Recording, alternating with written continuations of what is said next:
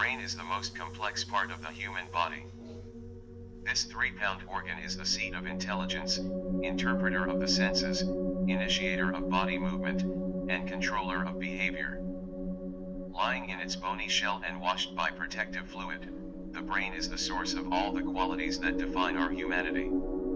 The brain is the crown jewel of the human body.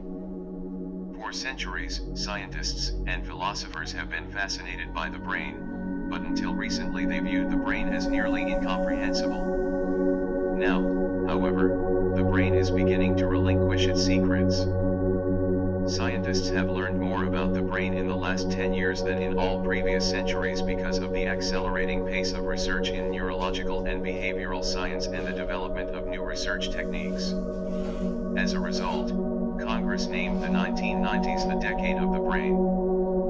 At the forefront of research on the brain and other elements of the nervous system is the National Institute of Neurological Disorders and Stroke, NINDS, which conducts and supports scientific studies in the United States and around the world. This fact sheet is a basic introduction to the human brain. It may help you understand how the healthy brain works, how to keep it healthy, and what happens when the brain is diseased or dysfunctional. The architecture of the brain. The brain is like a committee of experts. All the parts of the brain work together, but each part has its own special properties. The brain can be divided into 3 basic units: the forebrain, the midbrain, and the hindbrain. The hindbrain includes the upper part of the spinal cord, the brainstem, and a wrinkled ball of tissue called the cerebellum. The hindbrain controls the body's vital functions such as respiration and heart rate. The cerebellum coordinates movement and is involved with road movements. When you play the piano or hit a tennis ball, you are activating the cerebellum.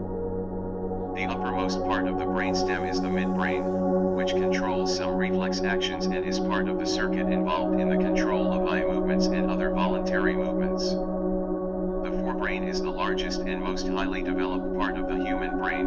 It consists primarily of the cerebrum, too, and the structures hidden beneath it. See the inner brain. When people see pictures of the brain, it is usually the cerebrum that they notice. The cerebrum sits at the topmost part of the brain and is the source of intellectual activities. It holds your memories, allows you to plan, enables you to imagine and think. It allows you to recognize friends, read books, and play games. The cerebrum is split into 2 halves, hemispheres, by a deep fissure. Despite the split, the 2 cerebral hemispheres communicate with each other through a thick tract of nerve fibers that lies at the base of this fissure.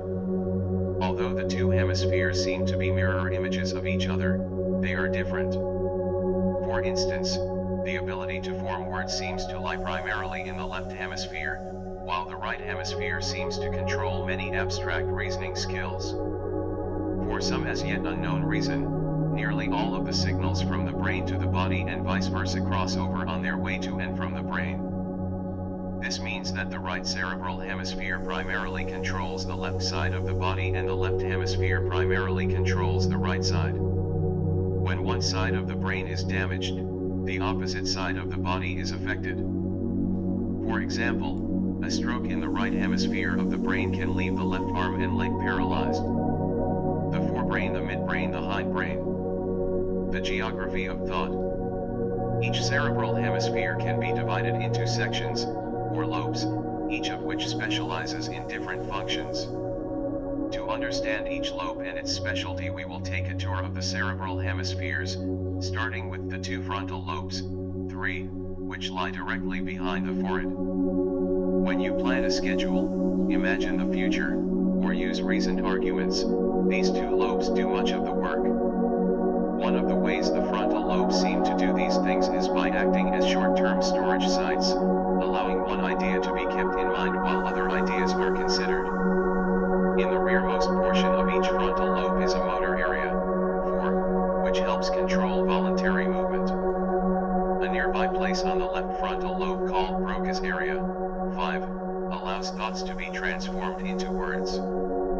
When you enjoy a good meal, the taste, aroma, and texture of the food, 2 sections behind the frontal lobes called the parietal lobes, 6, are at work. The forward parts of these lobes, just behind the motor areas, are the primary sensory areas. 7. These areas receive information about temperature, taste, touch, and movement from the rest of the body. Reading and arithmetic are also functions in the repertoire of each parietal lobe. As you look at the words and pictures on this page, 2 areas at the back of the brain are at work. These lobes, called the occipital lobes, 8, process images from the eyes and link that information with images stored in memory. Damage to the occipital lobes can cause blindness. The last lobes on our tour of the cerebral hemispheres are the temporal lobes, 9, which lie in front of the visual areas and nest under the parietal and frontal lobes. Whether you appreciate symphonies or rock music, your brain responds through the activity of these lobes. At the top of each temporal lobe is an area responsible for receiving information from the ears.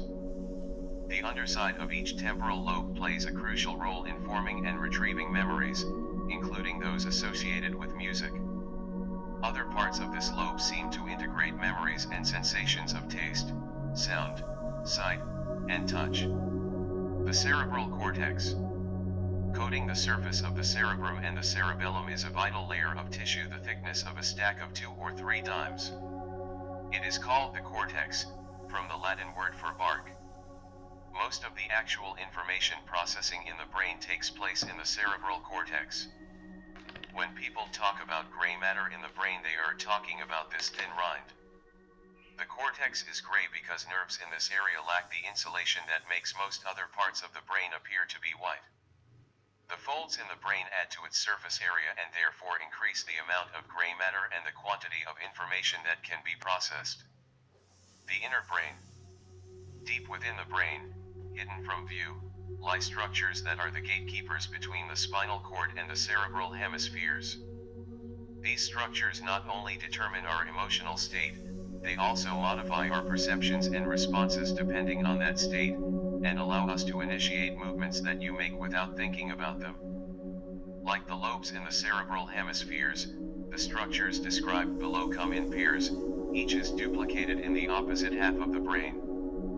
The hypothalamus, 10, about the size of a pearl, directs a multitude of important functions.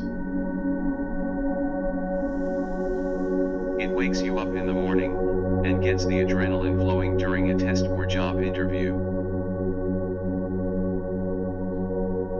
The hypothalamus is also an important emotional center, controlling the molecules that make you feel exhilarated, angry, or unhappy. Near the hypothalamus lies the thalamus, 11, a major clearinghouse for information going to and from the spinal cord and the cerebrum. An arching tract of nerve cells leads from the hypothalamus and the thalamus to the hippocampus, 12. This tiny nub acts as a memory indexer, sending memories out to the appropriate part of the cerebral hemisphere for long-term storage and retrieving them when necessary.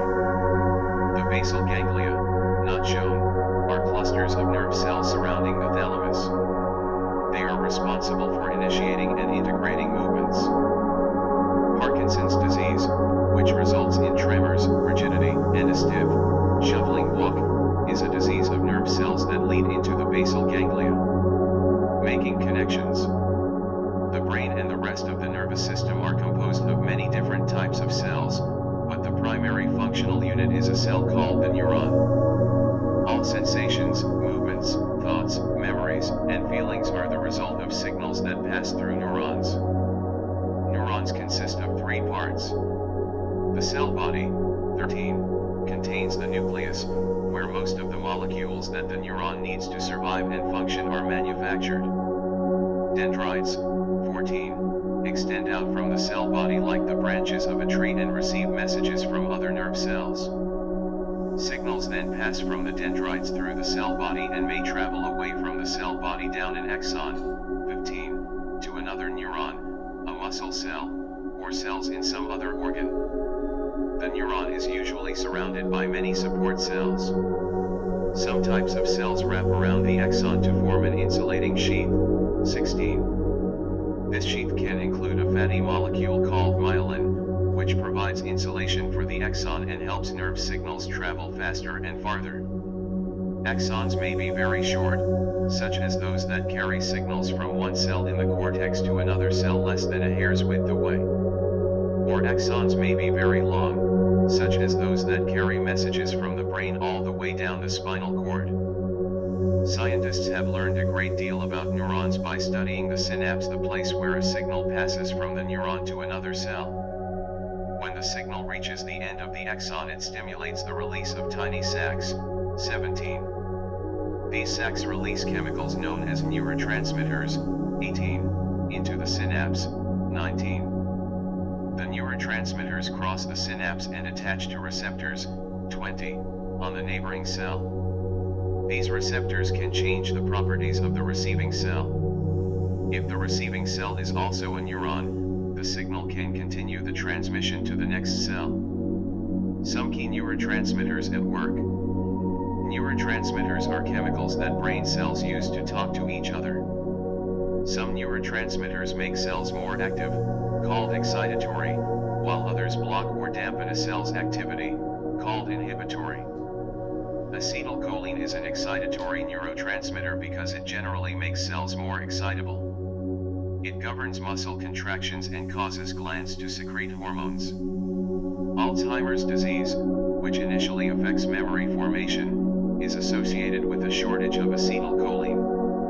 Glutamate is a major excitatory neurotransmitter. Too much glutamate can kill or damage neurons and has been linked to disorders including Parkinson's disease, stroke, seizures, and increased sensitivity to pain. GABA, gamma-aminobutyric acid, is an inhibitory neurotransmitter that helps control muscle activity and is an important part of the visual system. Drugs that increase GABA levels in the brain are used to treat epileptic seizures and tremors in patients with Huntington's disease. Serotonin is a neurotransmitter that constricts blood vessels and brings on sleep. It is also involved in temperature regulation. Low levels of serotonin may cause sleep problems and depression, while too much serotonin can lead to seizures. Dopamine is an inhibitory neurotransmitter involved in mood and the control of complex movements. The loss of dopamine activity in some portions of the brain leads to the muscular rigidity of Parkinson's disease. Many medications used to treat behavioral disorders work by modifying the action of dopamine in the brain. Neurological disorders. The brain is one of the hardest working organs in the body. When the brain is healthy, it functions quickly and automatically. But when problems occur, the results can be devastating. Some 100 million Americans suffer from devastating brain disorders at some point in their lives. The NINDS supports research on more than 600 neurological diseases. Some of the major types of disorders include neurogenetic diseases, such as Huntington's disease and muscular dystrophy, developmental disorders, such as cerebral palsy, degenerative diseases of adult life, such as Parkinson's disease and Alzheimer's disease. Metabolic diseases, such as Gaucher's disease, cerebrovascular diseases, such as stroke and vascular dementia, trauma, such as spinal cord and head injury, convulsive disorders, such as epilepsy, infectious diseases, such as AIDS dementia, and brain tumors. Knowing more about the brain can lead to the development of new treatments for diseases and disorders of the nervous system and improve many areas of human health. The National Institute of Neurological Disorders and Stroke. Since its creation by Congress in 1950, the NINDS has grown to become the leading supporter of neurological research in the United States. Most research funded by the NINDS is conducted by scientists in public and private institutions such as universities, medical schools, and hospitals. Government scientists also conduct a wide array of neurological research in the more than 20 laboratories and branches of the NINDS itself. This research ranges from studies on the structure and function of single brain cells to tests of new diagnostic tools and treatments for those with neurological disorders.